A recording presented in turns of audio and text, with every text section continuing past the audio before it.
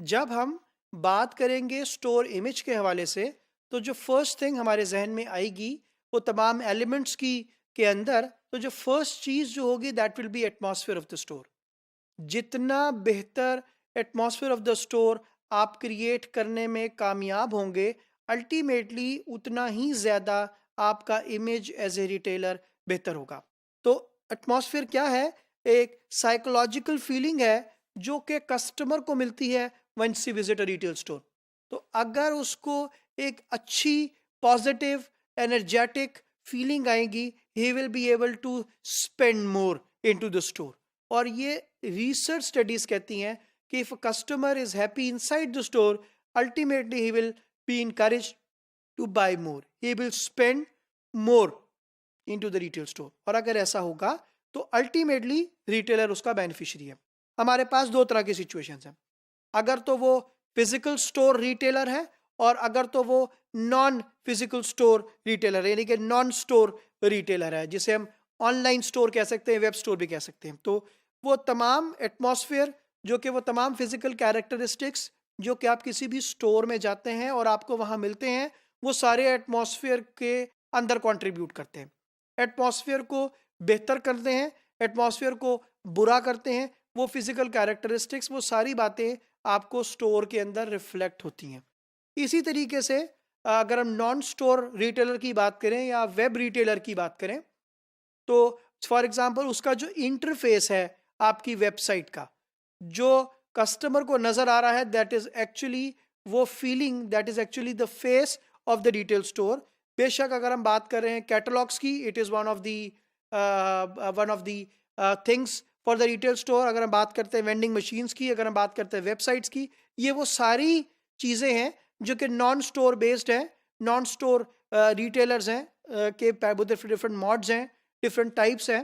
तो इसके थ्रू जब आप you are going to sell, your atmosphere should be like this, customer should encourage to buy more. If the customer will encourage to buy more, ultimately you will get more turnover and of course more customer loyalty. इसी तरीके से दो की important thing जो दूसरी आती है, that is the visual merchandising. जब भी हम एटमॉस्फेयर की बात करेंगे तो उसमें जो एक और बड़ा की फैक्टर है, दैट इज विजुअल मर्चेंडाइजिंग। वो स्टॉक की merchandising which is visible to the customer. So how a customer feels once he sees your product. क्या वो प्रोडक्ट आई लेवल के ऊपर है? क्या वो प्रोडक्ट जो है वो कस्टमर के लिए अप्रोचेबल है? क्या वो प्रोडक्ट कस्टमर के लिए एक्सेसिबल है? क्या वो तमाम चीज़ें जो एक उसको हेल्प कर सकती हैं, उसको लुक एंड फील दे सकती हैं, उसको टच एंड फील दे सकती हैं, वो विजुअल मर्चेंडाइजिंग का पार्ट है। तो proactive, integrated and atmospheric approach आपके पास है। सो ये एक बेसिकली प्रोएक्टिव अप्रोच है अगर आप विजुअल मर्चेंडाइजिंग अच्छी करते हैं, and it creates a better atmosphere in the retail store. इसी तरीके से ऑब्जेक्टिव क्या है? To create a certain look, properly displayed products, stimulate shopping behavior, and ultimately the physical behavior of the customer will be to buy more, will be encouraged, will be promoted to buy more.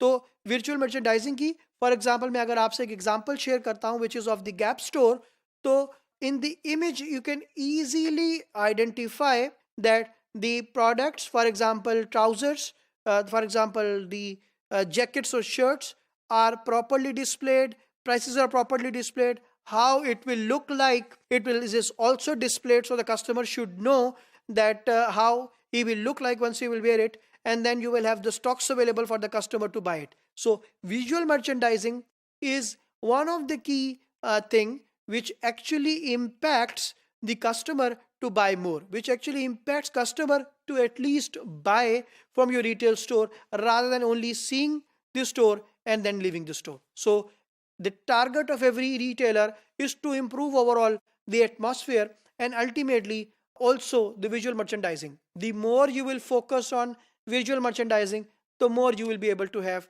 better results in terms of sales and revenue.